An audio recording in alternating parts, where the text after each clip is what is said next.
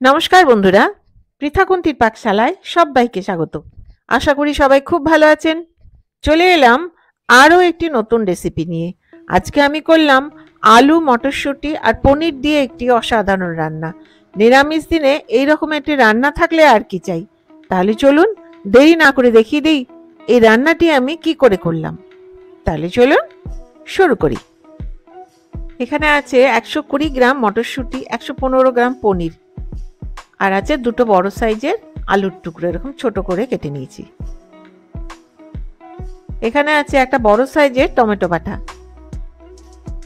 আর আছে 10টা কাজু বাদাম, আর 1 চা চামচ চার মগজ।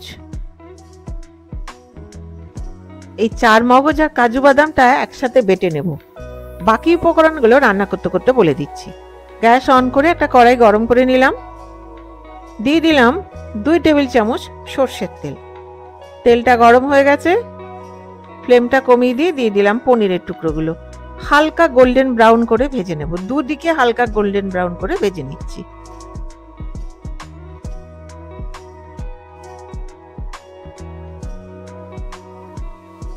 দুদিকেই ভাজা হয়ে গেছে হালকা ব্রাউন করে। এবার একটা প্লেটে তুলে আমি রেখে দিলাম। ওই একই কড়াইতে দিয়ে দিলাম আলুর টুকরোগুলো, দিয়ে গোল্ডেন ব্রাউন করে ভেজে নেব। প্রায় 3 মিনিট মতো লাগবে মিডিয়াম ফ্লেমে।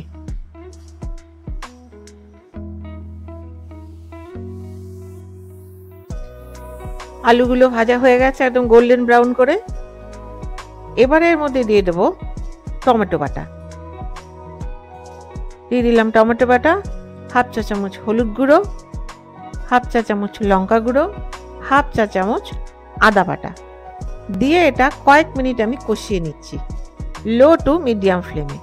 কেন এর মধ্যে আর তেল দেবো না, সেই জন্য। হাই ফ্লেমে ভাজলে তেল বেশি লাগে। সুন্দর ভাজা হয়ে গেছে, তেলটাও ছেড়ে এসছে। এই সময় দিয়ে দিলাম কাজু বাদাম আর চার মগজ বাটা, আর দিয়ে দিচ্ছি গ্রাইন্ডার ধোয়া একটু জল লেগেছিল গ্রাইন্ডারে, সেটা ধুয়ে দিয়ে দিলাম। এবারে দিয়ে দিলাম মটরশুঁটি, দিয়ে এটাও কয়েক মিনিট নেড়ে নেব।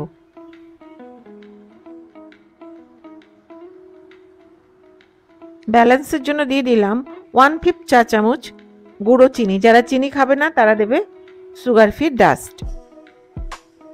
খুব ভালো করে মিশিয়ে নিয়ে দিয়ে দিলাম স্বাদ অনুযায়ী লবণ। গ্রেভিটা খুব বেশি হবে না, একটু মাখা মাখা হবে, সেই হিসেবে লবণ দিতে হবে।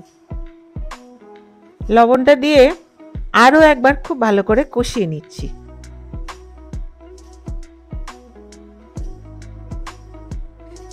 মশলাটা প্রায় কষানো হয়েই গেছে, সুন্দর একটা গন্ধ বেরিয়েছে ভাজা ভাজা। এই সময় আমি দিয়ে দেবো জল, আন্দাজ মতো জল, যতটা প্রয়োজন হবে ততটা, যাতে আলুটা খুব ভালো করে সেদ্ধ হয়ে যায়। জল দিয়ে খুব ভালো করে মিশিয়ে নিলাম। নিয়ে এবার এটা আমি ঢেকে দেব। ঢেকে আলুটা সেদ্ধ হয়ে যাওয়া পর্যন্ত রেখে দেবো মিডিয়াম ফ্লেমে। প্রায় 3-4 মিনিট হয়ে গেল, ঢাকনাটা খুললাম। এবার চেক করে নিচ্ছি আলুটা সেদ্ধ হলো কি হলো না। দেখো আলুটা একদম সেদ্ধ হয়ে গেছে। দিয়ে দিলাম ভেজে রাখা পনিরগুলো, দিয়ে খুব ভালো করে মিশিয়ে নিচ্ছি।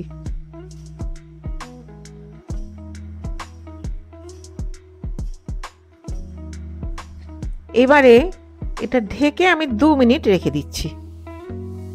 2 মিনিট হয়ে গেল, ঢাকনাটা খুললাম। এবারে দিয়ে দিলাম গরম মশলা বাটা। এর মধ্যে আছে 2টো ছোট এলাচ আর হাফ ইঞ্চি দারচিনি, ব্যাস আর কিচ্ছু নেই। আর দিয়ে দিলাম বাটি ধোয়া একটু জল, দিয়ে নেড়ে চেড়ে খুব ভালো করে এটা মিশিয়ে নিচ্ছি।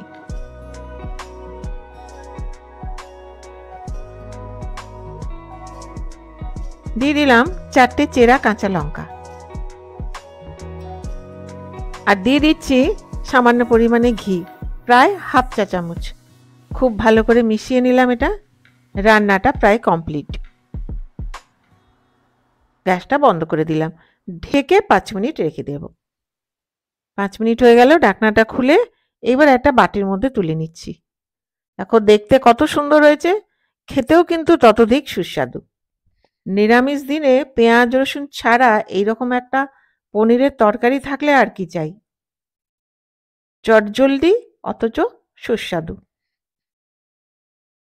এর মধ্যে আমি চারমগজ আর কাজু বাদাম একসাথে দিয়েছি। যদি কেউ চারমগজ পছন্দ না করে তাহলে সে চারমগজটা স্কিপ করে যাবে। তাহলে আমার এই ভিডিওটি যদি ভালো লেগে থাকে তাহলে please give a thumbs up, share আর হ্যাঁ, সাবস্ক্রাইব করতে ভুলবেন না। পাশে থাকা বেল আইকনটি প্রেস করে দেবেন যাতে আমার ভিডিও নোটিফিকেশনগুলো সবার আগে আপনার কাছে পৌঁছে যায়। আপনারা বাড়িতে করুন, খান আর আমাকে কমেন্ট করে জানান কেমন লাগলো। তাহলে দেখা হচ্ছে আরেকটি নতুন রেসিপি নিয়ে। আর আমার এই ভিডিওটি শেষ পর্যন্ত দেখবার জন্য ধন্যবাদ। ভালো থাকবেন, সুস্থ থাকবেন।